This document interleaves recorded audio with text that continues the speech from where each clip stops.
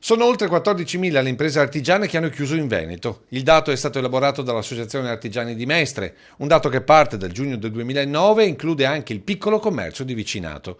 Il calo più evidente riguarda l'autotrasporto con un meno 30% di partite IVA, seguito dagli edili e dai falegnami con un 27% di attività in questi ultimi 8 anni. Questa è la situazione, mentre proprio in questo 2017 alcuni indicatori danno invece segnali positivi, come ad esempio il consumo di energia elettrica per fornitura industriale, aumentate in questi ultimi mesi, ma non solo. La presenza di cartelli con la scritta "Assumiamo" iniziano a spuntare in diverse parti del Veneto e della Marca, come è capitato lungo strada Ovest a Treviso.